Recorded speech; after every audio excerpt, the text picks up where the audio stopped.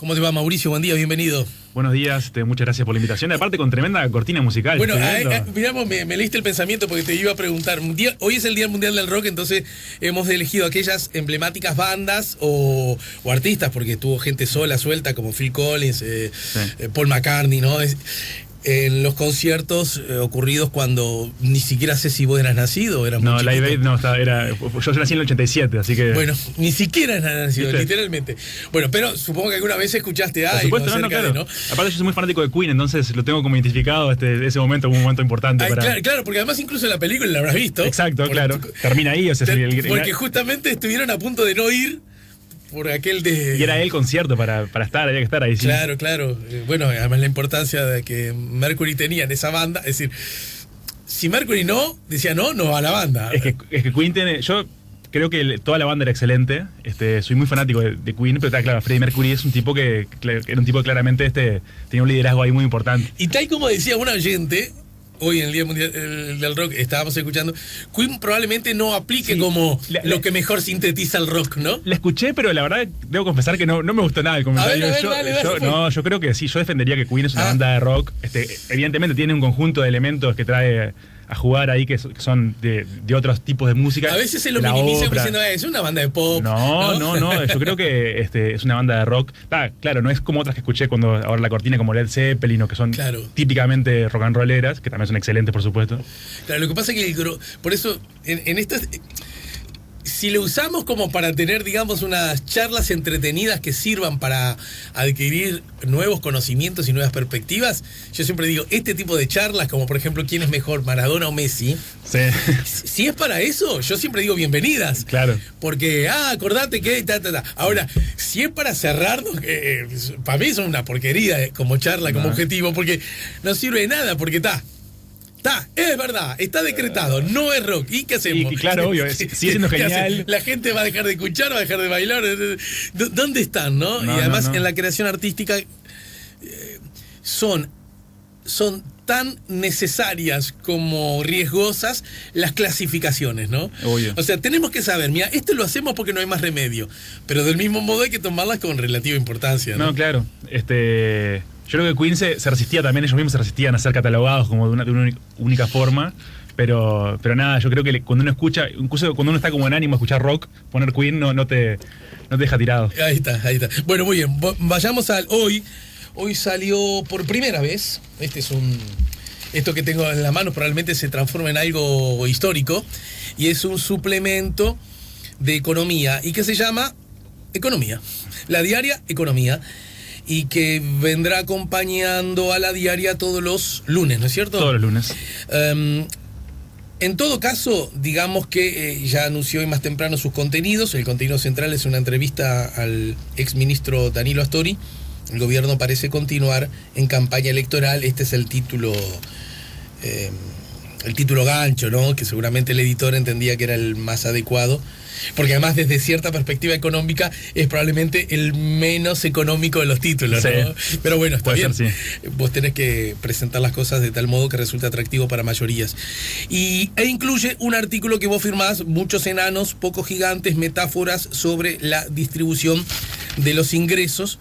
Bueno, y a mí me gustaría, si andas con ganas, de hacer conversar este artículo con algunas cosas que nos están rodeando, ¿no? Bueno, pero en todo caso, me gustaría que nos recuerdes de qué va, porque aludís a dos asuntos que hay que buscarlos en la historia y que tienen que ver con metáforas, alegorías, que tienen que ver con Procusto, ¿verdad? Ahora nos contarás quién.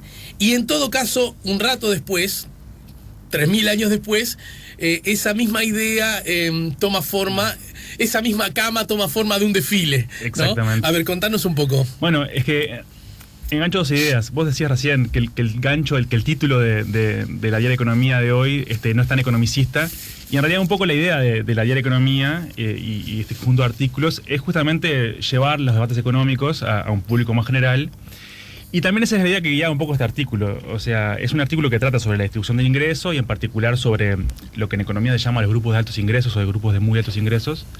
Pero claro, hacerlo de una forma que sea más amigable y una forma que que elegí para hacerlo es a través de estas metáforas, estos personajes. Voy un poco para adelante. En la década del 70, un economista, Sean Penn, que yo lo menciono ahí, hizo un artículo excelente, un artículo muy sólido técnicamente, donde describía la distribución del ingreso en el Reino Unido en 1971.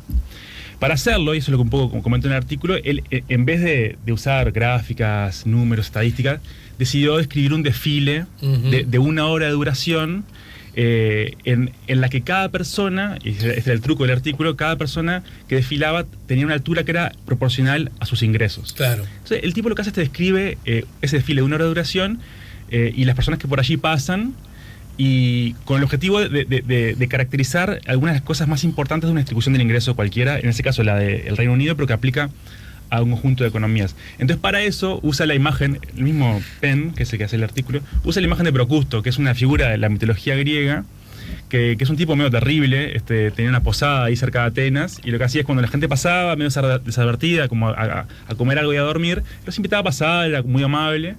Y claro, cuando les ofrecían una cama para acostarse, siempre la cama tenía una particularidad que era o demasiado corta o demasiado larga.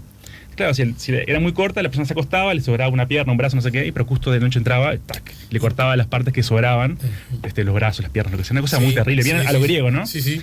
Si en cambio la cama era demasiado larga, le entraba a dar martillazo hasta pulverizarlo y por estirarlo. Así. Claro. Una cosa terrible, pero bien típico de la mitología griega. Pero poder decir...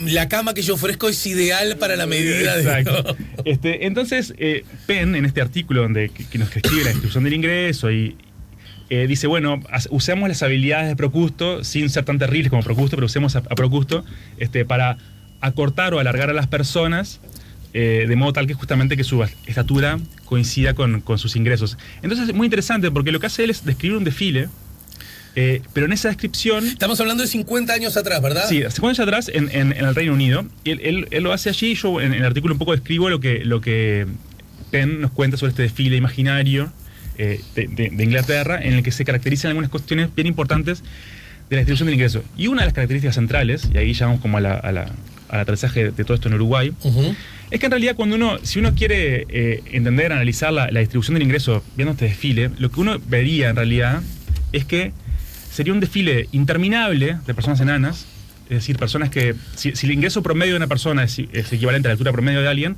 lo que veríamos es un conjunto de personas enorme, con ingresos muy bajos, muy por debajo del promedio, y sobre el final del desfile, en el minuto 59, los últimos segundos del desfile, veríamos empezar a aparecer un conjunto de personas muy, muy altas, pero primero de 2, 3, 4, 5 metros, después de 10 metros, 15, 20, 50, 200, 500 metros, y los últimos individuos del desfile llegarían ya a kilómetros de altura. Ajá. 5 kilómetros, 10 kilómetros, 15 kilómetros de altura. No sería raro observar individuos de esa altura en los instantes finales.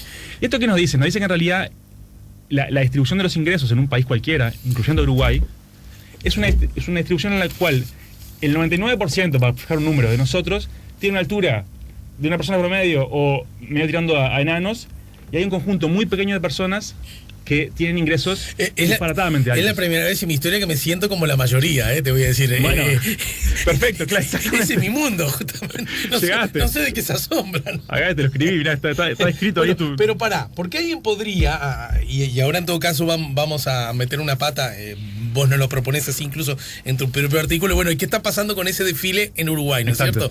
Pero alguien antes podría decir, antes de saber qué es lo que pasa en Uruguay, teniendo en cuenta incluso lo que pasaba hace 50 años al Reino Unido, y apoyándose incluso en la mitología griega miles de años atrás, podría decir, bueno, ¿sabe lo que pasa, jefe?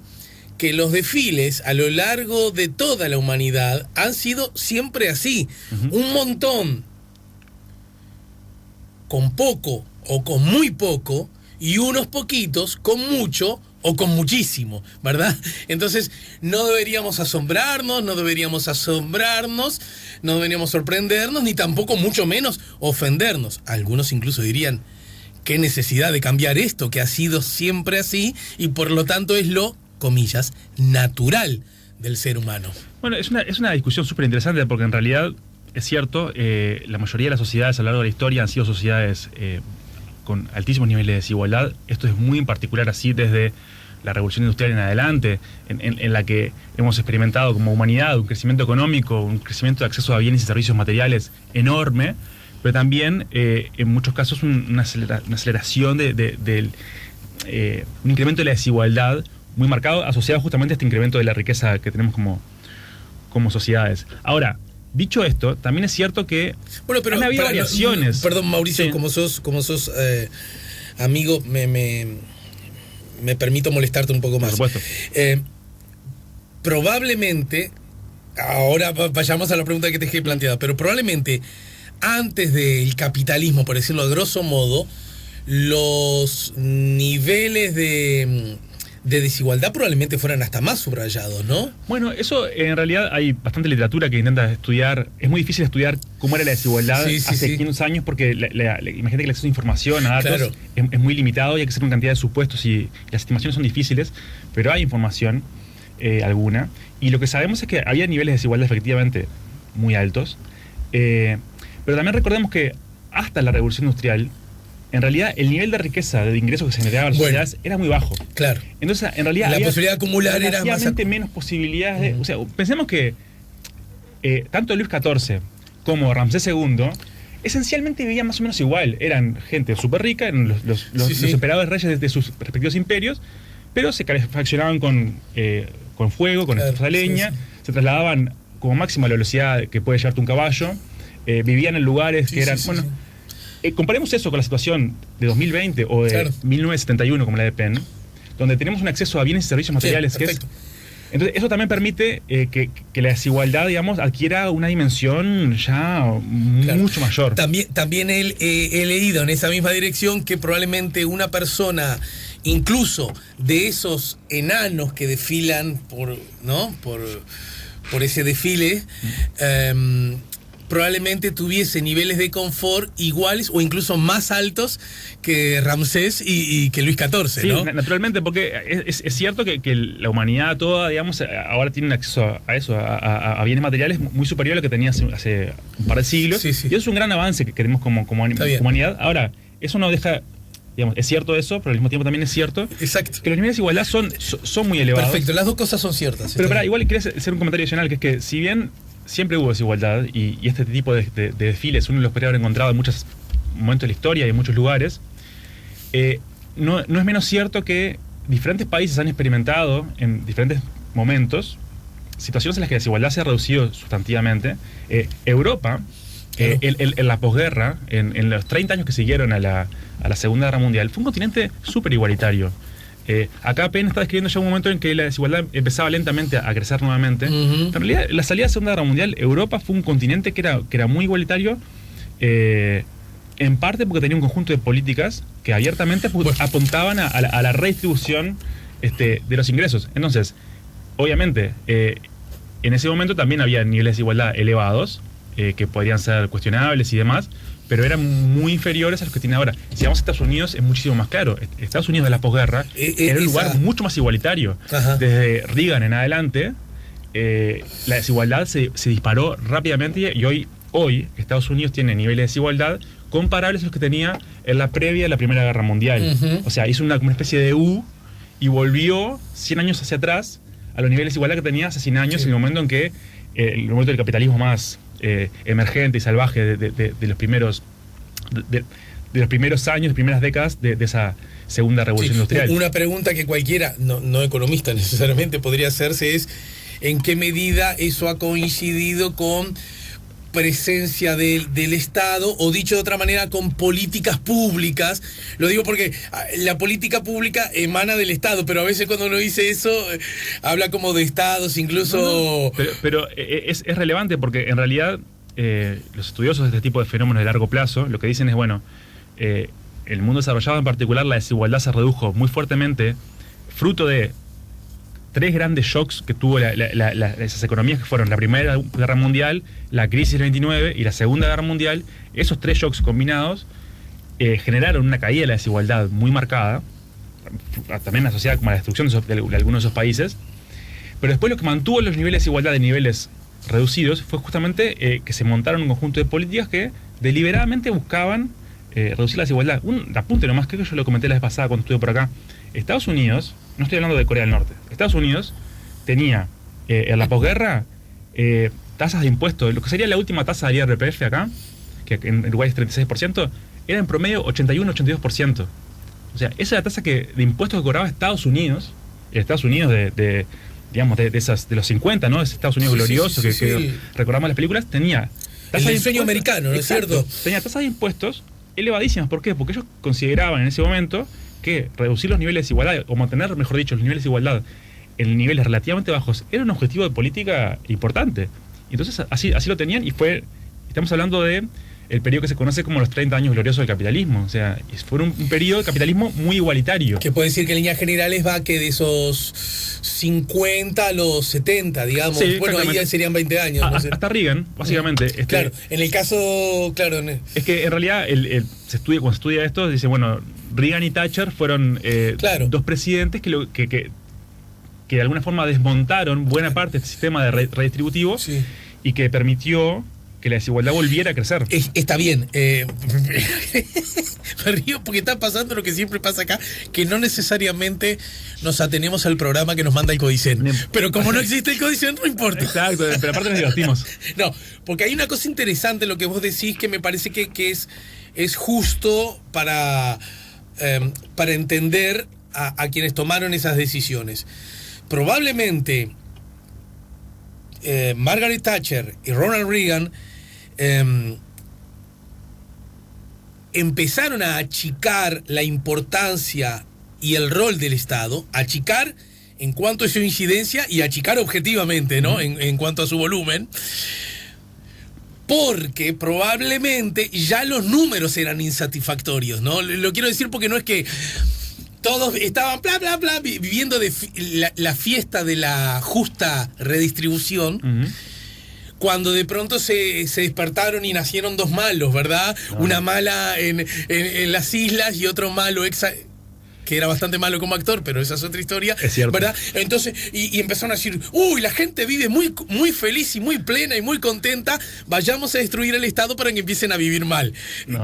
Seguramente había problemas que se empezaban a evidenciar en forma muy notoria, y seguramente encontraron esa explicación para tratar de solucionar esos problemas, ¿no? Lo que planteas es muy cierto. Uno cuando hace como cuando quiere caracterizar algunos fenómenos de largo plazo y hace una línea de tiempo sencilla, identifica momentos y acá pasó esto, pero es cierto que no es que era una tierra de felicidad. Y lo que digo yo, que además siempre lo digo, yo estoy de alguna manera aliado o encolumnado a la idea que las libertades se profundizan con la acción directa de los estados, sí. A diferencia de lo que dice otro paradigma. Pero aún así entiendo que si hicieron esto es porque algo pasaba mal, ¿no? Pero habían discusiones muy fuertes, algunas que tenían que ver con el crecimiento económico, con que este tipo de políticas redistributivas dañaba el crecimiento económico. Y las correlaciones de fuerzas que se expresaron después políticamente en la presidencia de Reagan y la presidencia de Thatcher en Estados Unidos e Inglaterra, respectivamente, por supuesto tenían atrás un conjunto de concepciones sobre cómo funciona la economía y divisiones técnicas e ideológicas sobre cuál debería ser el rol del Estado. La preocupación en ese momento era cómo fomentar el crecimiento económico.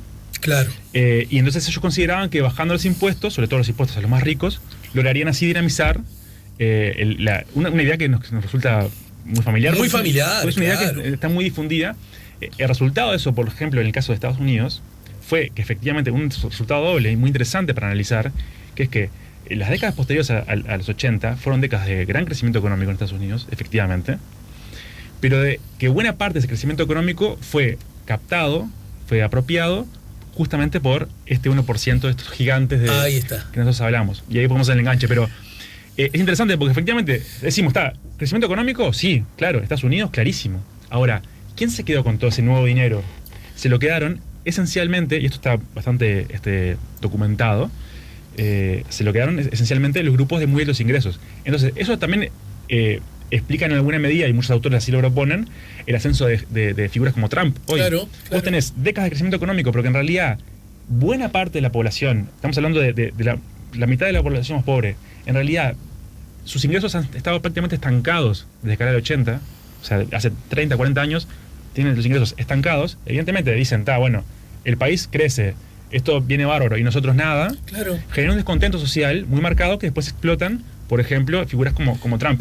Entonces, cuidado con el crecimiento. El crecimiento es una cosa súper relevante, pero la pregunta obviamente es, ¿quién se queda con ese crecimiento económico? Pero mira, y yo recuerdo, y bueno, voy a citar a alguien que creo que nadie puede suponer que lo aprendió en un comité de base, y es el senador Sanguinetti, ¿no? El expresidente, que señalaba, bueno, supongo lo sigue haciendo, ¿no? Que el crecimiento es condición necesaria, esto que aprendimos creo que el segundo del liceo, más no suficiente, ¿verdad? Sin embargo, a mí me parece fascinante estas, y yo creo que estamos en un momento del Uruguay en donde vuelve a estar vigente esa discusión, y tiene que ver con una frase que creo que no se ha tomado, no se ha estudiado o no se le ha dado el peso que corresponde para estudiarlo, no para o aplaudir o despotricar. La que dijo, acá me tenés que ayudar, el presidente de la República cuando dijo, bueno, ¿no es este el momento en que justamente ante la necesidad ante la mala calidad de vida que están teniendo muchos de nuestros compatriotas, que ya venían callándose de la fiesta, pero además que reciben un impulso con la pandemia porque no pueden laburar y no tienen red ninguna, esa gente cae de un día para el otro, se podría decir, literalmente, porque hay gente que tiene el ingreso día a día, ¿no? Obvio. Vos lo decías la otra vez. Bueno, ¿no será este el momento para aplicar políticas de redistribución, políticas directas, ¿no es cierto?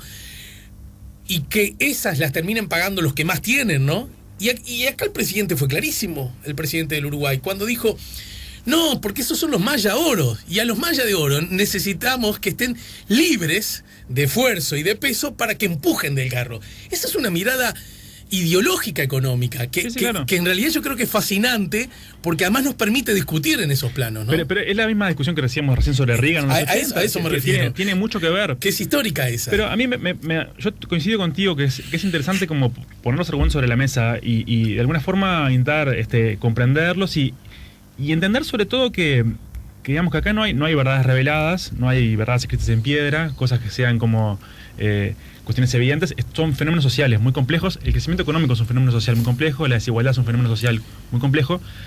Entonces hay que salir de los dogmas.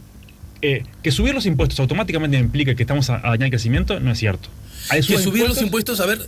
Que subir los impuestos automáticamente destruye el crecimiento económico, eso no es cierto. O sea, bueno, a Uruguay le pasó los últimos años, ¿no? Hubo un aumento para muchos de impuestos y sin embargo creció como nunca el Uruguay. Es que por eso es que hay un conjunto de factores, están los factores internacionales, los factores domésticos, está qué tipo de impuestos se ponen, qué tipo de impuestos no se ponen, cuál es el diseño de esos impuestos. Hay diseños de impuestos que son más perjudiciales para el crecimiento, otros que son menos. La desigualdad también es una cuestión que puede afectar negativamente el crecimiento económico. Muchos de los países que son más dinámicos, que más crecen, son países que son muy igualitarios. Los países del norte de Europa, por ejemplo, son muy igualitarios y sin embargo tienen un dinamismo económico fenomenal, en parte gracias a que son sociedades muy cohesionadas y de muy baja desigualdad. A lo que voy con todo eso es... Pero ahí la carga impositiva no es muy alta en esos países. Altísima, más del 50%. Pero yo escucho todos los días, creo que vivimos los dos en el mismo país, ¿no? Que deberíamos ser como Finlandia, que deberíamos ser como Noruega, como Suecia, ¿no? Pero esas personas que dicen eso se horrorizarían si les cobraran los impuestos que allá le cobran. Que en esos países aproximadamente 45-50% del PBI pasa por el Estado. O sea, el Estado, ese es el peso del Estado en la economía, la mitad. O sea, son economías que son mixtas. O sea, no es un capitalismo puro, es economías en... Pero en esos países, siguiendo la idea del desfile, hay gigantes, ¿no? Sí, claro que sí. Y esos gigantes, aunque les cobren muchos... Son mucho menos gigantes que los Estados Unidos. Porque acá la madre... Siga, Mauricio, te estoy interrumpiendo desde... Está perfecto, porque me gusta más el intercambio que los monólogos, pero a lo que voy es... No digamos, complejicemos las discusiones. Eso. ¿El crecimiento económico es importante? Claro que sí. Si alguien te dice, no, el crecimiento no importa, lo único que importa es la igualdad, no, es un disparate eso. Porque precisamos crecer, Uruguay sigue siendo un país pobre. Podría decirse que hay una mirada de izquierda, a lo mejor te llevo a otro terreno, pero a mí me obsesiona que la gente entienda las cosas, ¿no?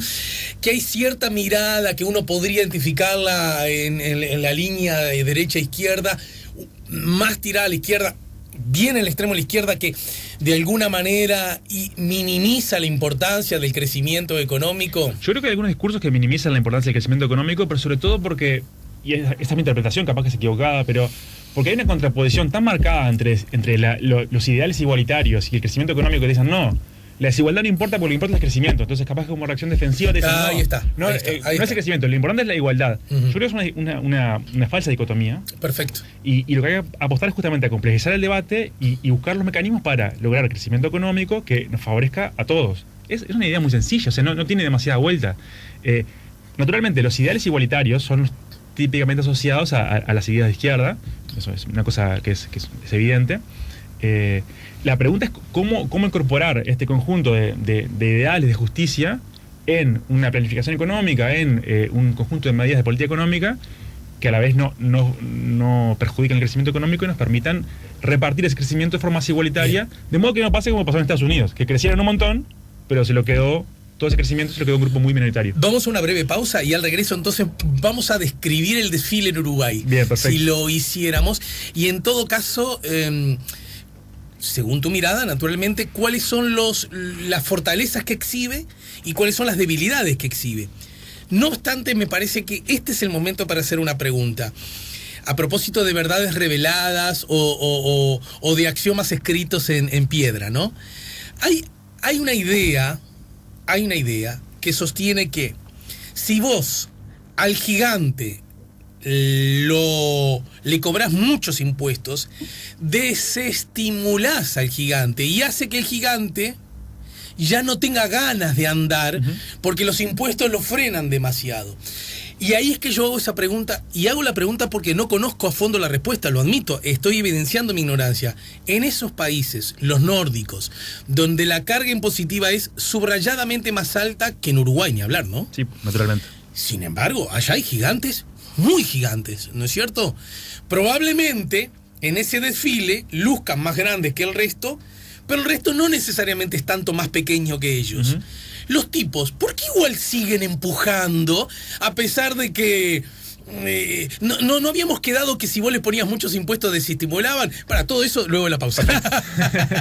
Estamos con Mauricio de Rosa, estamos poniendo la mañana en camino. El 1% y un desfile de enanos y gigantes es el artículo que publica hoy en el suplemento Economía del Grupo Jueves. En todo caso, ahora después me contás también qué es el Grupo Jueves. Dale, encantado. Hoy un lunes. Estamos poniendo la mañana en camino. Y en ese concierto, el Live Aid del 85, que dio lugar a la posterior denominación Día Mundial del Rock, también estuvo Mick Jagger, a quien estamos escuchando, aunque no estuvo los Stones, no estuvieron los Stones, pero estuvo Mick Jagger, a quien seguramente Mauricio de Rosa vio junto con sus tres amigos acá en Montevideo, ¿o no? No lo vi, increíble. Me imaginé que los podrían haber no lo vi, me lo perdí. Pero Paul McCartney no lo fuiste a ver tampoco. A McCartney lo vi, sí. O por lo menos una de las dos veces, Lo ¿no? fui a ver la segunda vez. Bien. Impresionante, fue un show increíble, lo recuerdo con mucho cariño. Bueno, habíamos a propósito de tu artículo, el 1% y un desfile de enanos y gigantes. Yo supongo que ingresando a la web de La Diaria uno puede acceder a él. Bien, en ese contexto hablábamos de ese desfile de que cada uno iba a tener su altura de acuerdo a su ingreso, ¿no es cierto? ¿Y qué pasa? ¿Cuál es el desfile que está en condiciones de exhibir nuestro país, Uruguay? O sea, esa pregunta, pero aparte has tirado otra bomba más, que no me olvido, pero déjame responderla para no quedarle bulto nomás, que vos decías, bueno, tal vez en realidad la existencia de gigantes es importante porque es relevante para el crecimiento y uno tiene que como liberar a los gigantes de toda la carga. Es el argumento más liberal, el que sostiene el presidente de la República. A los mayas de oro hay que dejarlos quietos, ¿no? El punto central acá es que eso hay que estudiarlo y hay que medirlo, y eso se puede medir, o hay formas, aproximaciones metodológicas para medir eso. O sea, a ver, y para explicarlo y ser claro para que ser transparente con los argumentos. Cuando uno pone impuestos, por ejemplo, al capital o a estos grupos de muy altos ingresos, puede generarles un perjuicio que haga que ellos decidan dejar de invertir, dejar de trabajar, dejar de esforzarse, y que pueda implicar un perjuicio para el resto de la economía. Eso teóricamente puede suceder. Ahora, la pregunta clave acá es ¿en qué medida eso efectivamente pasa? Y si pasa, ¿cuánto? Bien. Porque tal vez yo puedo decir, bueno, yo subo los impuestos y tengo un beneficio X y un perjuicio que es mínimo. Y yo puedo sopesar ahí si el perjuicio es suficientemente bajo como para que igual me valga la pena poner el impuesto, porque yo tengo objetivos de crecimiento, tengo objetivos de desigualdad. Tal vez yo genero un daño muy pequeño y obtengo un beneficio muy grande. Eso se tiene que medir. El problema es que sabemos muy poco sobre los ricos, sabemos muy poco sobre los maya oro, sabemos muy poco sobre cómo responden. Lo poco que sabemos en Uruguay, que no tiene que ver con los impuestos al capital, pero sí con los impuestos al trabajo, por ejemplo, es que en realidad, cuando hay subas de impuestos a los grupos de muy altos ingresos, en realidad ellos no responden trabajando menos. No es que... Hay formas de aproximarse a eso, a ese tipo de estimaciones, y lo que observamos es que cuando se les suben los impuestos, no hay un perjuicio económico para el conjunto de la sociedad, porque ellos no deciden trabajar menos o esforzarse menos, y por tanto no implica un perjuicio para el resto. Pero pará, esto que estás diciendo al pasar, a mí me resulta que es clave, porque es exactamente lo contrario lo que suele decirse, en el sentido que, che, no los molestemos a estos gigantes, porque si les tiramos mucho del dobladillo del larguísimo pantalón, ¿no? El que podemos, el pobre gigante se va a sentir tan desestimulado que no va a seguir dando pasos. Pero es que por eso yo coincido, esa es la pregunta. O sea, que los impuestos desestimulan al inversor, sí, es cierto. Ahora, ¿cuánto los estimulan? Bueno, tal vez es muy poco. Entonces, eso es lo que hay que estudiar bien, y eso es lo que se sabe muy poco. Lo que yo insisto es que no podemos dar una verdad revelada que cualquier impuesto va a destruir por completo la voluntad de inversión de este grupo de individuos. Eso no es cierto.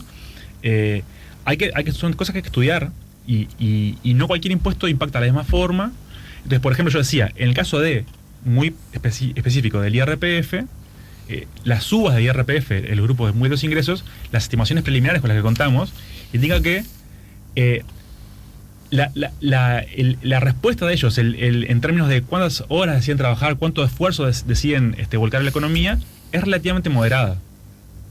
Entonces, en realidad, aparentemente no habría efectos demasiado nocivos en incrementos de ese impuesto, el IRPF2, el IRPF que cae sobre trabajo. Capaz que si me decís, subir el IRAE daña la inversión, bueno, hay que estudiarlo. Tal vez el daño de subir el IRAE de 25%, el IRAE es el impuesto que grava el capital, subir el IRAE del 25 al 26%, tal vez en realidad implique mayor recaudación, mayor justicia distributiva, y sin embargo no genera un perjuicio para la economía, porque en realidad ese incremento de 1%, si bien perjudica a los inversores, no los estimula completamente para invertir. Entonces en realidad podemos sacar un rédito. Pero ¿y cómo estamos parados en el Uruguay con relación a ese impuesto, el IRAE? No, es un impuesto que en el mundo está como en descenso, justamente porque los estados compiten para captar inversiones. Un IRAE de 25% está un poco en la media del mundo, no está muy... no es ni muy alto ni muy bajo. Hay IRAEs, impuestos al capital más altos. Porque otra vez vuelvo a un argumento parecido. Por izquierda creo que al gobierno saliente se le reprochaba eso, ¿no? Teniendo en cuenta su condición de izquierda. Che, levanta más el IRAE. Es más, creo que algunas voces de derecha también le dicen, son muy amigos de aumentar el impuesto a los sueldos, como le llaman, ¿no? Sí. El IRPF. Pero el IRAE no lo tocan, ¿no? Como diciendo, se meten con los trabajadores que ganan bien, pero que son trabajadores la derecha acá en Uruguay, ¿no? Sí, sin embargo, con los verdaderos ricos no se meten. Ahí el punto es que, o sea, en Uruguay los ingresos por capital están grabados, se paga IRAE, y después hay un tipo de IRPF. IRPF hay dos. Está el IRPF número 2, que es el IRPF que graba a las rentas por trabajo, y el IRPF 1, que graba las rentas por capital. O sea, hay dos impuestos, grosso modo, que graban las rentas del capital. Uno es el IRAE y el otro es el IRPF1. Hay que considerarlos en conjunto, pero el capital efectivamente se graba en Uruguay. A lo que yo veo con todo esto es que cuando alguien venga con una verdad revelada, que diga, bueno, esto es así porque sí, bueno, dudemos. Lo primero desconfiemos. Las discusiones son más complejas, insisto, el crecimiento es relevante también la redistribución. No cualquier impuesto daña el crecimiento, no cualquier impuesto es redistributivo. La forma en que se diseñan estos instrumentos importan. Entonces, yo creo que si logramos como, por lo menos pararnos en un punto en que la discusión se complejice un poquito más y no digamos, bueno, no pongamos impuestos a los ricos porque eso va a destruir el crecimiento económico, bueno, eso no es cierto. La discusión es no tiene comprobación empírica, digamos. Exacto, no tiene una base empírica sólida. Pero supongamos que haya uno de esos gigantes, ¿no? Sí. En el desfile. O para otro mito. Un mito que se quiere imponer día a día es que en Uruguay no hay gigantes, ¿no? Bueno, ese es un poco No, la famosa frase del contador Damiani. En Uruguay no hay riquitos, no hay ricos, hay riquitos. Hay riquitos. Bueno, eso es un punto importante y ahora sí, finalmente vamos al artículo. Es una de las cosas que yo quería como marcar ahí. En Uruguay sí hay gigantes. Yendo a la metáfora del desfile, ¿no? Si una persona promedio mide 1,70 m en Uruguay, los gigantes, y recordando esto que los ingresos son si vamos a empezar a proporcionales. ofender, me voy de esta charla. Esto sale de Wikipedia. 1,70 m, yo, datos fríos de la realidad. Si una persona promedio mide 1,70 m y los ingresos son proporcionales a la altura, digamos, en este desfile imaginario, los gigantes nuestros, o sea, el promedio de las personas que están en el 1% más rico, Sí. medían aproximadamente 5 kilómetros de altura. ¿Ah? Eso sale como de los números, o sea, esta es una figura como ilustrativa. Claro. Pero pensemos que si una persona promedio en Uruguay, el ingreso promedio de los adultos es inferior a los 20.000 pesos mensuales, son ingresos bajos en Uruguay. El promedio de los ingresos personales de los adultos uruguayos es menor a 20.000 pesos. Estos individuos, en promedio, el 1% más rico, tienen ingresos mensuales de aproximadamente $15.000. Es muy difícil estimar exactamente cuánto ganan, Bueno, pero anda en ese orden de magnitud. Entonces, en el artículo vos haces un comentario incluso, casi como una guiñada, acerca de la dificultad que eso implicaría trasladarlo a una gráfica para que visualmente quede claro, en evidencia, ¿no? Es que es imposible. De hecho, graficar todo esto es muy, muy difícil. Y por eso es lindo la imagen esta del desfile de enanos y gigantes. Porque en realidad cuando uno grafica no se ve nada, porque están tan fuera de la escala. Claro. Entonces, el punto acá es que hay dos grupos efectivamente distintos de población. En el 99%, para fijar ideas, ¿no? En el 99% hay individuos, estamos todos nosotros, que tenemos diferencias grandes, no hay duda. Hay mucha desigualdad dentro del 99%, pero no tiene nada que ver con la desigualdad que hay entre ese 99% y el 1% más rico, e incluso la desigualdad que hay dentro del 1% más rico. Ajá. Estos gigantes, que para seguir con la metáfora del desfile, yo decía, tienen ingresos de aproximadamente $15.000 mensuales en promedio. Hay ingresos mucho más altos también que esos. Yo decía, insisto, si una persona promedio mide 1,70 m, estos gigantes medirían 5 kilómetros de altura, estarían por encima de las nubes. Esto que se traduce en que en Uruguay hay una concentración del ingreso, una desigualdad muy marcada. Este 1% de más ingresos acumula algo así como el 15 o 16% de los ingresos totales del Uruguay. Eso quiere decir que tiene un ingreso superior a todo el 50% más pobre combinado. O sea, uno tiene que juntar a todo el 50% más pobre de la población para llegar al ingreso que tiene este 1%. Es una forma de ver la desigualdad. Insisto, son grupos. Cuando hablas de la población de adultos, de todos los adultos uruguayos. O sea, si uno agarra a todos los adultos del Uruguay. ¿Estamos en qué número? ¿Hay un número? Imaginemos 2,5 millones de personas. 2,5 millones de personas. Necesito. A ver. La mitad de esa gente. Sí, precisas. 1.250.000. 1.050.000 para llegar al ingreso que tienen los 25.000 más ricos. Está bueno el número para fijar ideas. Evidentemente, son individuos con altísimos ingresos. Esto es la parte de ingresos, como es. Hago un paréntesis dentro del paréntesis. Y Uruguay es incluso en el continente el país más igualitario del continente. Sí. En otros países es peor. Estamos cerca de la desigualdad de Estados Unidos, un poco más abajo, pero anda por ahí como para fijar ideas de vuelta. No hay estimaciones tan precisas para otros países de la región. Sí, por ejemplo, hay para Brasil y para Chile, que son peores que Uruguay en Pero, por ejemplo, sentido. no sé, para ubicar un país ahí a mitad de tabla, a lo mejor cometo un error. Bélgica, por decirte algo. Está mucho mejor que nosotros, en términos de desigualdad. Eso, no. Sí. No necesitas 1 millón, en proporción, la mitad de la población, digamos. No, ahora no tengo los números en la cabeza de Bélgica en particular. Bueno, pero en general, países más igualitarios, yo decía, el 1% en Uruguay tiene 15, 16% del ingreso total. En esos países tienen 8, 9%. Y dijiste que ese nivel de desigualdad es similar a la que exhibe Estados Unidos. Sí, es un poco más baja, pero sí anda en órdenes de magnitud similares. Pero aún así, porque esta es otra también lectura de los hechos, en Estados Unidos personas que ganen 20.000 pesos. No, claro, no hay. Casi no hay. Está todo como. Es un país. Corrido hacia arriba. Corrido hacia arriba, exactamente. Está corrido hacia arriba todo.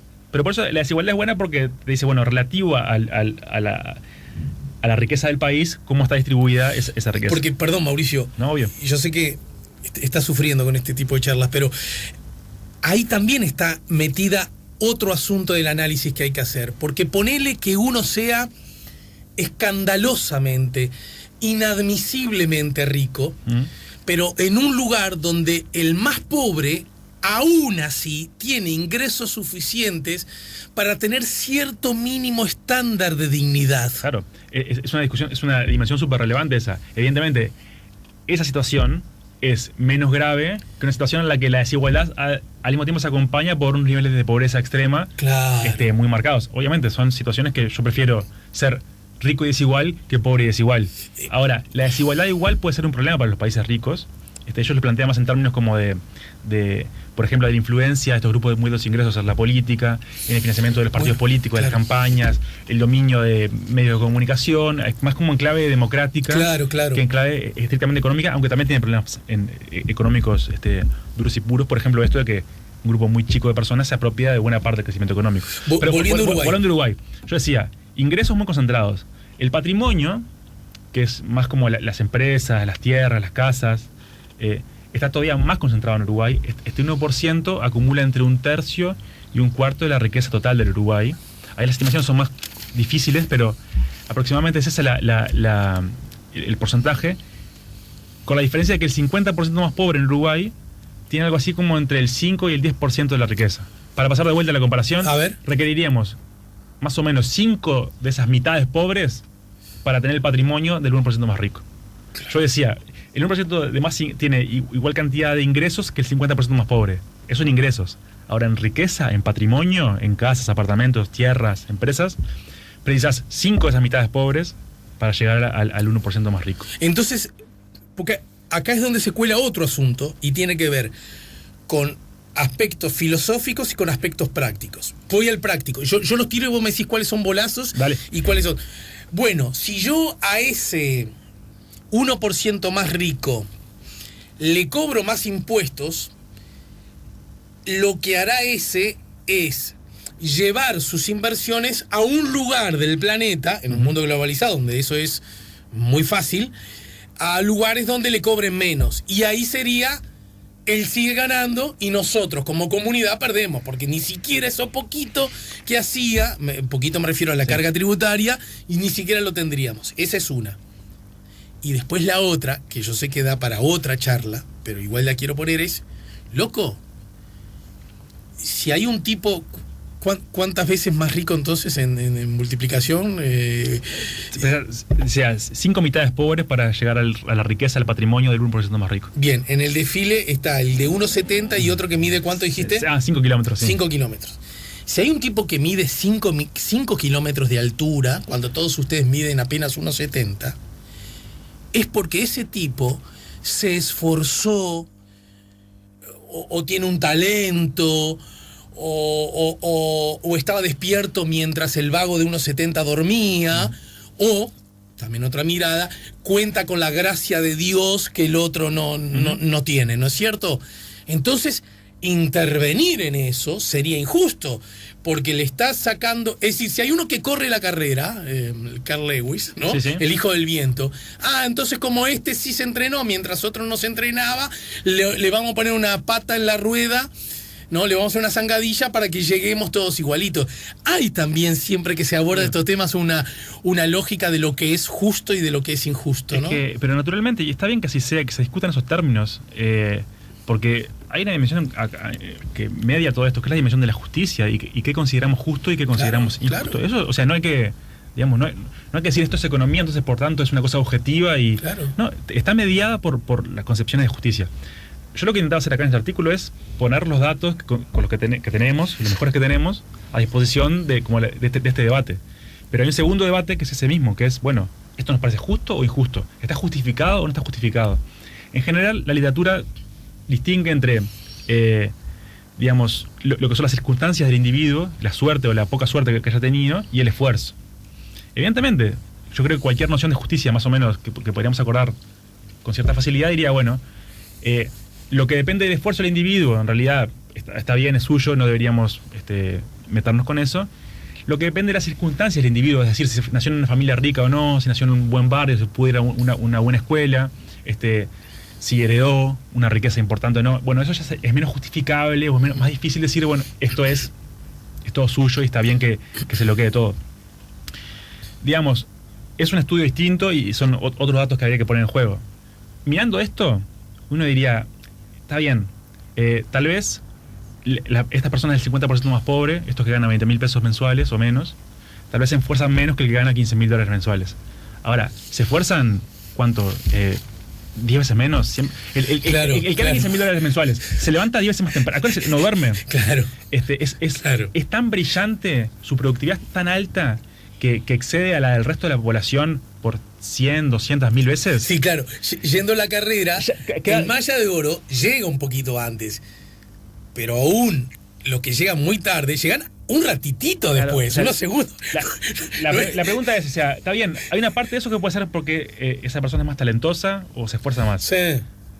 Es una parte. Difícilmente uno puede encontrar un argumento por el cual se justifique que toda esta desigualdad es fruto de una desigualdad de esfuerzos. Es decir, como que todos tenemos las mismas condiciones de partida y unos pocos se esforzaron tanto que llegaron a este lugar. Sería difícil de argumentar. Capaz que alguno me lo argumenta y me muestra evidencia de que esos $15.000 mensuales, esos 5 kilómetros de altura, son fruto de un esfuerzo sostenido a lo largo de una vida entera que lo llevaron a ese punto. Ojo, yo no estoy diciendo que esta gente no se esfuerce o que no trabaje. Seguramente se rompen el lomo, laburan un montón y son gente muy talentosa. Ni siquiera estás cuestionando esos paradigmas. El punto es que el que gana 20.000 pesos también se esfuerza un montón. También se levanta a las 6 de la mañana, también va a trabajar todo el día. Ahora, o sea, decir que es un tema de esfuerzo exclusivamente es muy difícil de sostener empíricamente. Insisto, que alguien lo estudie, que me traiga un artículo y que me demuestre que es así. Pero es difícil de sostener un argumento de esa naturaleza con estos niveles de desigualdad. Uh-huh. Si la desigualdad fuera más moderada, diría, bueno, tal vez sí. Porque además explica por el esfuerzo. Me parece interesante sostener una de las cosas que yo creo que está bueno de analizar el mundo es que es muy difícil que a Uruguay le ocurra algo que en líneas generales ya no le haya ocurrido a otro, ¿no es cierto?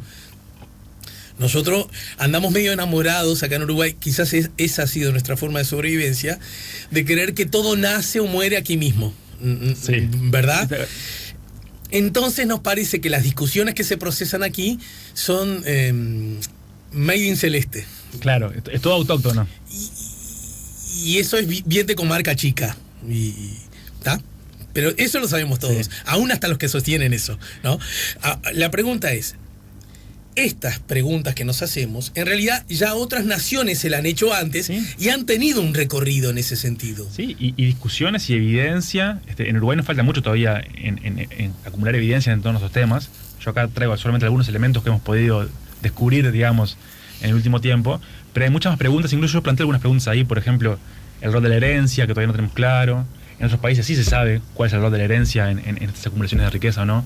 Acá tenemos menos claro. Pero es cierto, creo que Martí decía, y no quiero citarlo mal, pero algo así como, cree el aldeano vanidoso que el mundo entero es su aldea. Claro. Y hay un poco de eso. Creemos que estamos discutiendo la pólvora. En realidad, estas discusiones son discusiones bastante más, más universales. Lo digo porque yo, aún en las antípodas, en mi condición de liberal, siento que está muy bien el que dice... Bueno, primero que si yo soy uno de los gigantes, y yo entiendo que está bien defender ese argumento. ¿Se entiende? Yo no le voy a pedir al gigante que diga, vos, tengo tanto que miro hacia abajo y ni siquiera distingo a los otros, sí. ¿No? Sería ideal que así ocurriese, pero no, necesita de alguien que le ponga un freno o una condición al gigante, que para mi gusto eso se llama Estado. Claro, ¿no es cierto? Y más que Estado, sociedad. O sea, estas son discusiones que me parecen... Bueno, en la sociedad con los instrumentos y herramientas. Del Estado, pero son discusiones que tenemos que empezar a dar como, bueno, esto, ¿nos parece bien esto? ¿Queremos esto? ¿Nos parece que está justificado este nivel de desigualdad? Es importante, capaz que alguien me dice, mira, no está justificado, pero en realidad es importante para el crecimiento. Es el argumento más claro, lo que hablábamos más temprano. Bueno, discutámoslo, veamos la evidencia, complejicemos un poco el debate, salgamos de la dicotomía más tonta de desigualdad, crecimiento, ¿no? Estos son los números, discutámoslo y pensamos si nos parece bien o no. Además, hay más elementos, no solo es la altura de estos individuos, no solo son los ingresos que tienen, no solo es el patrimonio que tienen, también es relevante que son distintos en buena parte de otras dimensiones. Son algo que es esperable, son sí. Mayoritariamente varones. O sea, la gente que está en el 1% más rico son casi todos de sexo masculino. Uh-huh. Tienen ingresos...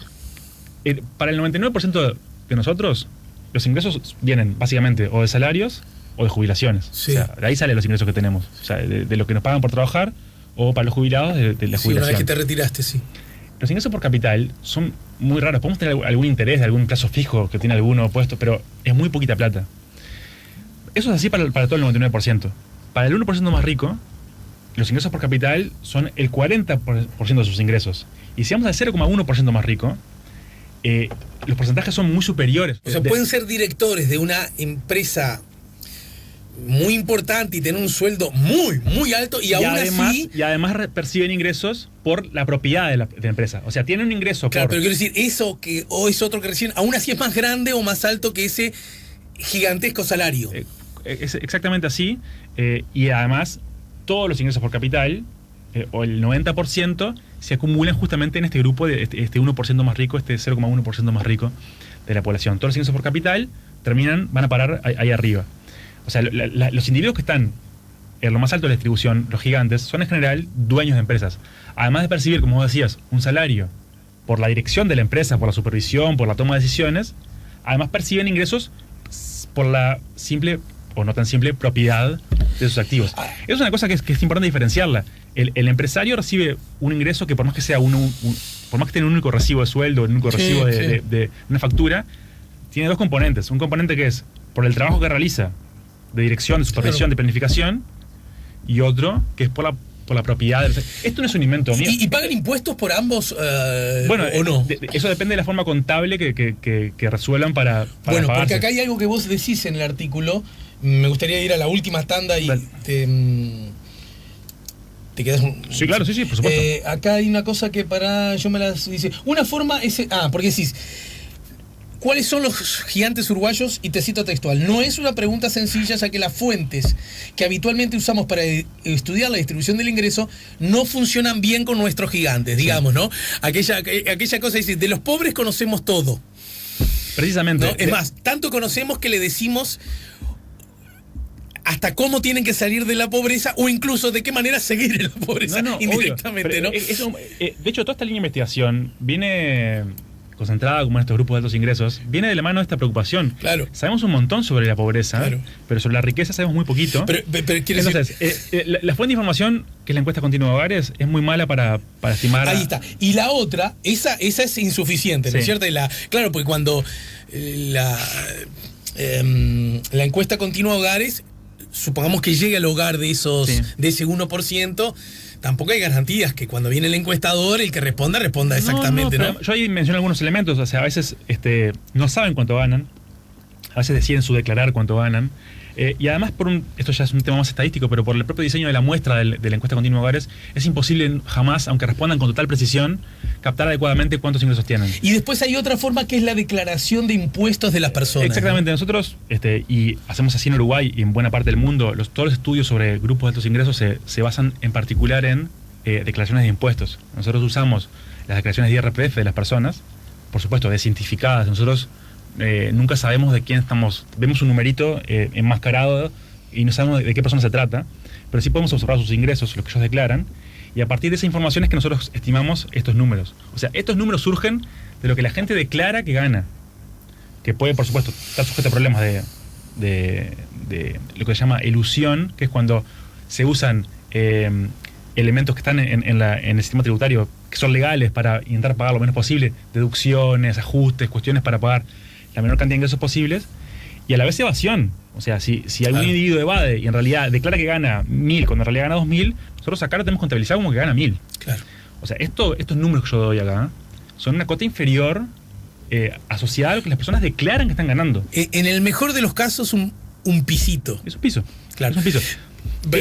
Vamos a la pausa, pero quiero leer, ni yo los leí, como habrás notado, pero algunos mensajes que llegan del público. Esos países viven en Carrasco y tienen empresas internacionales, viven de nosotros, lo mismo pasa acá a otra escala. Los pobres son los explotados, seguimos justificando el cuentito de la meritocracia. En el mercado inmobiliario hay casas de familias de 3 millones de dólares. ¿Qué más pruebas queremos? Lo dice Juan Depósitos. Acá Juan interviene en otro asunto a nivel global que es interesante y es ese relativo bienestar generalizado de los países, ponele, de Europa, ¿no? Uh-huh. Donde promedialmente puede decirse que eso ocurre, ¿no? Sí. El más pobre tiene resueltas cosas muy básicas, ¿estamos de acuerdo en eso? Sí, claro. Creo que lo conversamos alguna vez contigo. Sí, sí. El más pobre de los pobres en España es un casi capa media en Uruguay, ¿no? Va a estar ahí peleando. Ahí peleando, sí. ¿no? O por lo menos, ¿no? Bien. Salvo, o sea, de los ciudadanos, salvo que seas inmigrante, Bueno. otras Sí, situaciones, sí, ¿no? Sí, exacto. Bueno, eso es mérito de que tienen estados más justos, más nobles, con políticas retributivas más eficientes, o es que de alguna manera son explotadores de riquezas ajenas que les permiten. Esa es una linda discusión también, seguro, ¿verdad? Para tener. Otros comentarios para leer de todo un poco.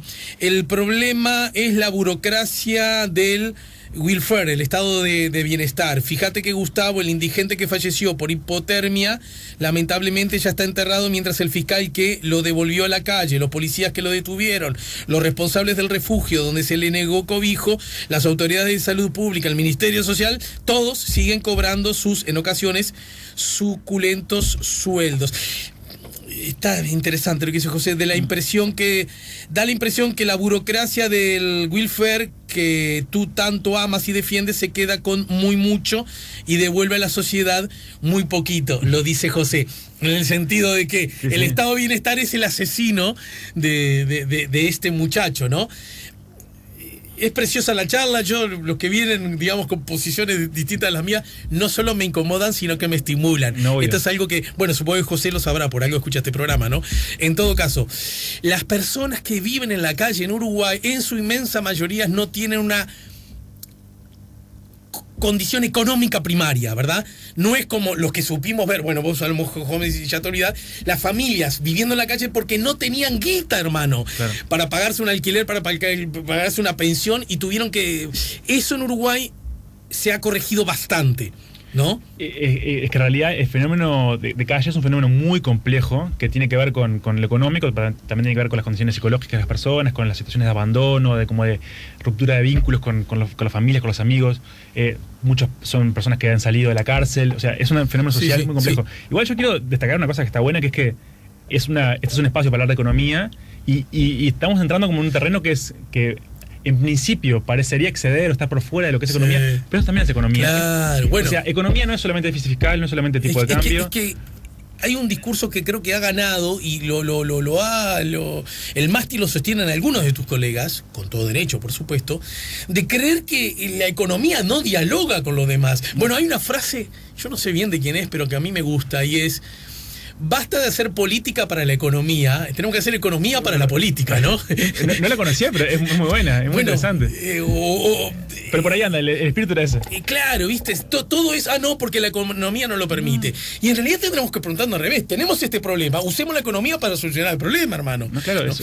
Leo un par más y me voy a la tanda. El estado de bienestar generado en Europa Occidental de posguerra después del Plan Marshall fue para frenar el avance de la Unión Soviética y el ingreso del socialismo real. Ahí está, otra vez la dimensión política jugando, usando la economía para... Sí. Que la gente empieza a vivir bien, porque si no me compra lo otro, ¿no? Nadie ha dicho que eso no haya ocurrido, ¿verdad? No, de hecho hay una cantidad de artículos académicos que van como en esa línea. Sí. Bueno, permítanme decir que en todo caso eso fue facilitado. Los dos polos, la existencia de los polos fue facilitadora que mucha gente empezara a vivir con el estado de bienestar también, ¿no? Sí, por supuesto. Podría decirse, aunque Valle Ordóñez existió antes de la Guerra Fría. De la Guerra Fría, ¿no? Por decir algo. Nada más. Hace unos días atrás la economista Mordecki nos informó, siendo muy clara, que no subir los sueldos es también como va enroscado con las jubilaciones, es una forma de bajar el gasto del Estado. Al menos eso fue lo que yo entendí, lo dijo Gerardo. Sí, yo también entendí. No dijo ni por asomo Gabriela que ese fuera el fin o el objetivo explícito, pero cualquiera puede entender que eso ocurre, ¿no? Sí, es un resultado, o sea, se deriva directamente. Si los salarios bajan, si bajan los salarios públicos, ahí ya hay una reducción del gasto del Estado. Ahí ya me ahorro, pero Estado me ahorro unos mangos. Pero hay un efecto indirecto que es mucho más potente todavía, que es que si bajan los salarios en general, también los privados, eso hace que el ajuste de jubilaciones y pensiones sea inferior, y ahí sí hay un ahorro grande del Estado, que es un ahorro del Estado, entre comillas, el ahorro de los jubilados, no del Estado. O sea, el Estado está ahorrando porque fuerza a ahorrar a los jubilados. Claro. Es una trampa semántica que hay por ahí. Pero sí, está bien lo que dice Gabriela. Nos vamos, lo enmarcó en el... Antes incluso de que se conociera el acuerdo entre trabajadores, empresarios y el Estado, ¿verdad? A propósito de las políticas salariales. Nos vamos a la ultimísima pausa casi para obligarte a que vengas otra vez, cosa que va a ocurrir, obviamente. Por supuesto que sí. A ver, ¿podríamos abrazarnos de ejemplos contundentes donde de alguna manera esas políticas de ortodoxia económica, de achicamiento del Estado y por lo tanto de la carga impositiva, ha provocado ese famoso crecimiento, pero además un derrame que haya posibilitado que muchas personas salgan de la pobreza y que de alguna manera se acorten esas distancias? Esa es una pregunta. Y con el mismo espíritu, pero parándome en la otra vereda, yo podría decir, loco, el Uruguay fue gobernado por 15 años consecutivos, con mayorías propias por la izquierda política del Uruguay, la que por mandato histórico, ideológico, filosófico, tiene la igualdad como el centro de su acción. Y el promedio es 20.000 pesos mensuales. Alguien podría decir, cerra y vamos.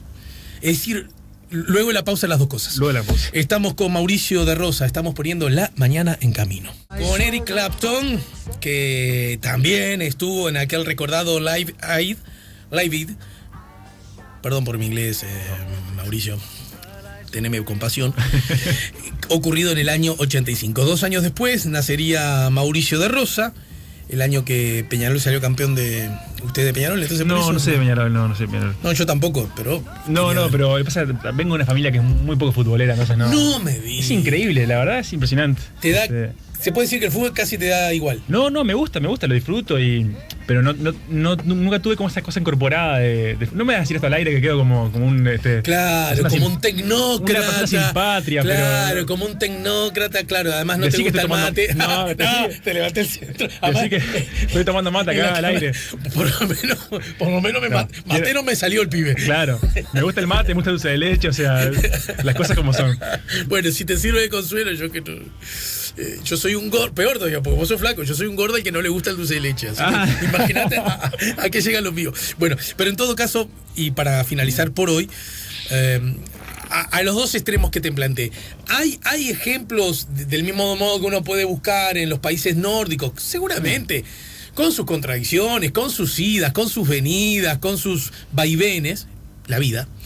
Bueno, pero en general hay un esquema de que gane posiciones más de centro-izquierda, centro-derecha, cierto rol del Estado, cierta carga impositiva, ciertas políticas públicas, cierta visión de lo público y estatal están vigentes en la salud, en la educación, ¿no? Hasta ahí está claro. Sí, clarísimo. Es que... Ahora, en el otro lado, existen ejemplos donde las políticas más liberales, más ortodoxas, la de estados más pequeños y ágiles y eficientes, más con la mirada de la eficiencia empresarial, más con la mochila liviana de los ricos, de los inversionistas, ¿ha provocado justicias en cuanto a la población en general? Es una pregunta que es súper interesante, esas de las preguntas más importantes que tenemos para responder en economía en general. Primero digamos una cosa que es relevante, y es que no todo lo que no es Estado es mercado, digamos. Las economías de mercado, el capitalismo, o sea, es una cosa muy compleja. Por más que uno vaya a comprar cosas al supermercado, eso está mediado por un conjunto de regulaciones, por leyes, por métodos de supervisión, por acuerdos políticos. Los acuerdos salariales, por ejemplo, claro. Eso no es el mercado operando libremente, es un mercado operando mediado por un conjunto de instituciones, de reglas. Entonces, esto de como Estado y mercado es más complejo. Incluso países con estados relativamente menores en tamaño pueden tener igual una regulación del resto de las actividades económicas, una conducción política, en el buen sentido del término, de las actividades económicas, muy marcada. Entonces, primero, no es tan fácil la lectura. Ahora, yendo a tu pregunta, si vos agarras un ranking de los países que tienen estados más chicos, en general son países subdesarrollados y muy pobres. O sea, los países que tienen estados muy, muy pequeños, del entorno del 10, 12, 13, 15% del PBI, son los estados africanos, son estados de Asia Meridional. ¿Y nosotros qué porcentaje tenemos? Nosotros estamos en el 30 y poquito por ciento, los países ricos están en el 45%. 50%. Alemania tiene un estado más grande que... Sí, pero esperá, Alemania tiene un estado más grande que Uruguay, sin dudas, pero tiene más cosas. A esto yo iba con el tema de las regulaciones. Las empresas grandes en Alemania, cuando usted es una empresa verdaderamente grande, cuando se supera determinado umbral de facturación, es obligatorio que X porcentaje del directorio esté integrado por trabajadores. Si supera un umbral... De las empresas privadas, ¿me estás diciendo? Empresas privadas. Si supera un umbral aún mayor, tiene que haber todavía más porcentaje de trabajadores en el directorio, y además tiene que haber organizaciones de la sociedad civil, ambientales, locales. ¿Y transnacionales igual? Me pierdo la letra chica, pero seguro que las grandes empresas alemanas, típicamente las alemanas por excelencia, tienen en su directorio trabajadores por ley. En Alemania no suele ganar la centroizquierda, por otra parte. Pero ¿no? justamente, a ese punto iba. Es un país súper dinámico, es el corazón económico de Europa, y tiene un Estado que es potente, tiene unos niveles de desigualdad que no son de los más altos de Europa, y a la vez tiene un control por parte de los trabajadores de las empresas grandes. Entonces, bueno, hay un cierto control. Entonces, digo, también para a veces uno se pone somos más realistas que el rey. Claro. Y defendemos posturas que, bueno, en realidad muchos países con capitalismo exitoso... Si convengamos que Antel, que es del Estado, no tiene representación de los trabajadores. Por ejemplo. Pero si alguien osara imaginar eso... Y por ejemplo, dice, yo que vengo de la universidad, déjame ahora quebrar una lanza. Sí. La Universidad de la República, que espanto el cogobierno, los docentes, los estudiantes... Es una lógica muy similar. O sea, los que participan de la institución, gobernándola... Es una lógica que tiene... Ahí me levantas un centro, estamos medio tarde, pero igual a un intento de cabezazo, porque en realidad, bueno, también se le reprocha de que justamente por esa misma lógica la universidad no es plural, es el pensamiento más liberal, económico o más conservador en lo político, casi no tiene expresión por esa misma razón. Más o menos, en realidad. Yo creo que la universidad es un lugar súper plural, hay discusiones bastante intensas dentro de la Universidad de la República.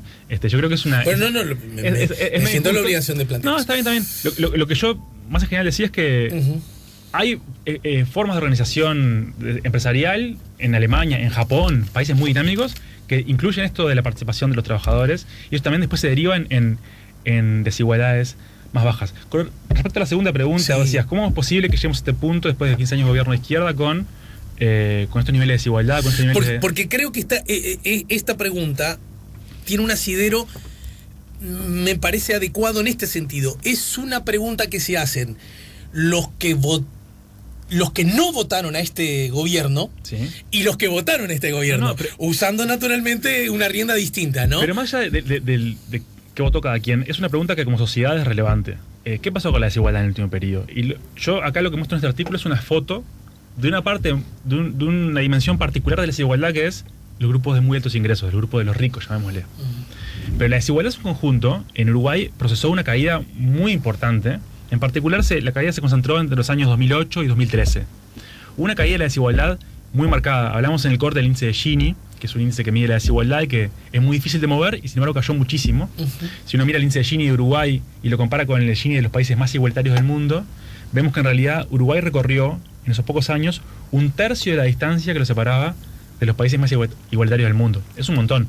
Para hacer algo más, un poco más... 1/3. Sí, 1/3 de la distancia. Digamos, porque lo entiende mi tío abuelo, quedan todavía 2/3. Y los 2/3 difíciles quedan además. Claro. Bajamos el tercio fácil. Pero para un indicador más claro, en 2006-2007, el 10% más rico de la población ganaba en promedio 18 veces más que el 10% más pobre.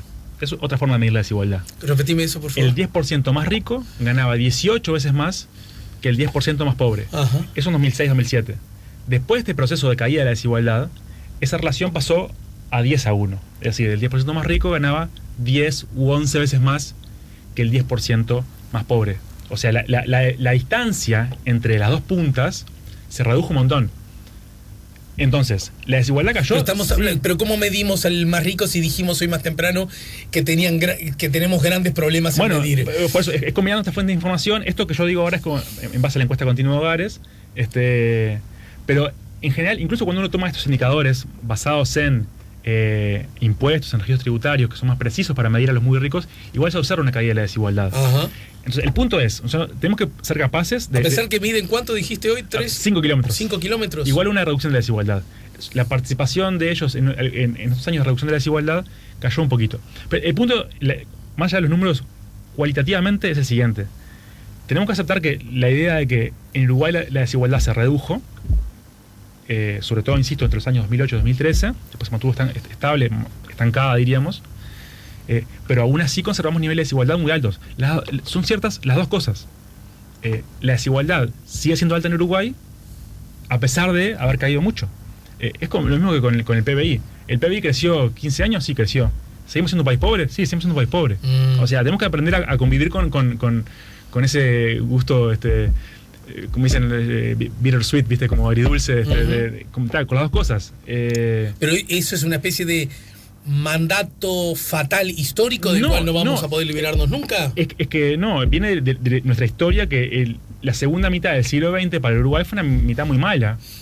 Donde crecimos muy poco, donde la desigualdad empeoró muchísimo, sobre todo durante la dictadura. Tenemos, digamos, tenemos el mismo destino fatal por el momento que el conjunto de los países subdesarrollados. O sea, hay que asumir que Uruguay es un país con un montón enorme de virtudes, unas fortalezas institucionales bárbaras, una calidad democrática superlativa en comparación con el resto del continente, pero seguimos siendo un país que exporta bienes primarios, que somos pobres, que tenemos problemas de desigualdad. Hay que asumir todo eso y entenderlo como un desafío. El artículo buscaba poner el foco como en una parte de eso, que es, entre todos los problemas que tenemos de desigualdad, hay uno que es muy llamativo, y es que tenemos gigantes, tenemos individuos que realmente tienen unos ingresos que son muy altos y que concentran una buena parte del ingreso que generamos como sociedad. Y esto déjame ya como ir cerrando con una idea que me parece que es relevante, que es, yo la otra vez vine acá a hablar de pobreza y hablar del incremento de la pobreza en el marco de la pandemia, a partir de la pandemia. Y en esos días de discusión, a mí me llamó mucho la atención cómo había una cantidad de gente enorme que se mostraba, genuinamente, no había, pero se mostraba como escandalizada por los niveles de vulnerabilidad que había en Uruguay, ¿no? Que había una cantidad de gente que no era pobre, pero que estaba apenas por encima de la línea de pobreza. Decían, ¿cómo puede ser esto? Claro. Y bueno, y es raro porque si Uruguay es un país pobre, que el PBI per cápita de Uruguay es la mitad que el de los países desarrollados, y tenemos estos niveles de concentración del ingreso, o sea, el poco ingreso que generamos como sociedad está concentrado en unos pocos, evidentemente, acá no hay magia posible, esto va a implicar que buena parte de la población sobreviva con muy poco. Y bueno, entonces es evidente que va a haber niveles de vulnerabilidad muy grandes. Entonces, cuando hablamos de pobreza, también hay que hablar de desigualdad. Hablar de pobreza sin hablar de riqueza es un ejercicio limitado, tiene limitaciones. Es cierto, y yo lo digo ahí en el artículo, la economía no es un juego de suma cero, en el que para que uno gane otro tiene que perder. Por ejemplo, en el periodo pasado, que yo decía, bajó la desigualdad, ¿por qué bajó? Porque todos los ingresos crecieron, pero crecieron mucho más rápido los de los pobres. Ahí todo el mundo ganó, pero ganaron unos más que otros, entonces la desigualdad cayó. Está bien, eso puede ser un camino. Pero tenemos que tener presente que si nuestra preocupación es la pobreza, parte del asunto pasa por reducir la desigualdad. Parte del asunto pasa por redistribuir los magros ingresos que generamos como sociedad con este esfuerzo de esta discusión, ¿no? De cómo generar crecimiento económico para que a la vez sea un crecimiento que se distribuya en mayor medida en los hogares, en las personas que más lo necesitan. Lo que pasa es que acá estamos partiendo de un axioma, lo digo con honestidad máxima, que yo no sé si es compartido por todos, y es que primero, que la desigualdad es mala, por aquella otra que, bueno, la desigualdad evidencian distintas conductas de las personas, entonces forma parte del paradigma aquel que algunos levantan la bandera de la libertad, ¿no? Dice, usted tuvo la libertad de ser pobre y vivir entre el pichí y la caca, digamos. Usted tomó esa decisión, ¿no? Lo simplifico, pero en realidad no tanto, porque en el fondo encierra eso. Y la otra tiene que ver si ciertos bolsones de pobreza no terminan siendo funcionales para que el sistema ande. Quiero decir, si yo tengo desocupados, por ejemplo, bueno, esa puede ser... mirá que lo pregunto, yo no sé si alguien lo cree y si alguien lo reivindica.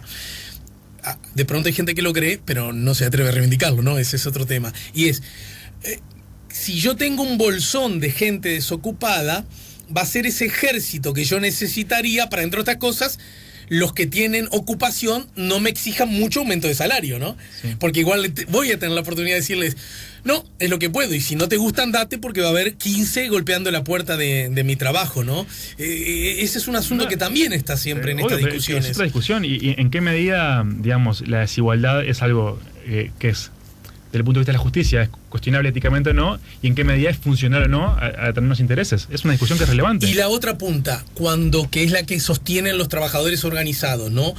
Aumento de salario, mejores ingresos, más derechos en líneas generales, son reactivadores de la economía y por lo tanto pueden ser una buena noticia también, llamémosle, para el capitalismo. Sí, yo eso lo creo, en particular en Uruguay en el último tiempo. La parte social como el consumo interno fue muy relevante para mantener el poquito crecimiento que tuvimos en los últimos... Ahora tenemos 2 trimestres ya de recesión, pero en el periodo anterior el consumo interno es bien relevante para el Uruguay, así que yo creo que eso es cierto. Pero igual me parece que es importante distinguir 2 elementos. Bajar la desigualdad, desde mi perspectiva, es bueno porque es un medio para otras cosas, porque es un medio para crecer más rápido, porque es un medio para un mejor desempeño económico. O sea, hay una razón instrumental, hay una razón de justicia, una razón ética, que yo creo que es la razón de primer orden, claro. Y es lo primero que tenemos que discutir. Entonces, este artículo es para, esto es lo que nosotros sabemos hasta el momento, esto es lo que hemos podido aprender en los últimos años, estudiando estos grupos de altos ingresos. Esta es la información que tenemos. La siguiente pregunta es, ¿esto es justo? ¿Esto nos parece que está bien? Claro. Y discutámoslo. Y ahí hay 1000 perspectivas. Obviamente no va a haber una visión única sobre esto. Malo sería si hubiese una visión única. Claro. Esto lo que quiere es pinchar discutamos esto. Tenemos esto entre manos, vamos a conversarlo, pongamos perspectivas distintas, pongamos evidencia distinta, experiencias históricas y otros países diferentes, y generar una deliberación sobre esto. Y ahora hacía un ultimísimo apunte, que también creo que es un poco la perspectiva de esto de la diaria economía y del grupo etcétera, del grupo Jueves, que es como traer un poco más de pluralidad al debate económico, traer otras ideas, otras voces. También hay un tema generacional de por medio, somos gente en general bastante joven, que nos estamos formando, que estamos estudiando estas cosas, y la idea es como proponer también un debate que exceda déficit fiscal, precio del dólar y barril de petróleo de no sé dónde. Claro. O sea, que en economía hay más dimensiones. Estas son muy relevantes, son súper importantes, pero hay que integrarlas a discusiones más amplias, y también hay que hacer un esfuerzo por no hablar en complicado. En economía pasa mucho que los economistas, y asumo parte de la responsabilidad, Sí.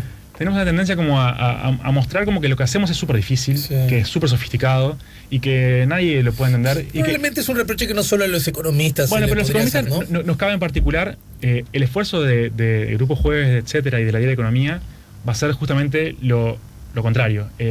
No. Buena parte de lo que hacemos no tiene grandes dificultades, se puede explicar, lo puede entender cualquiera.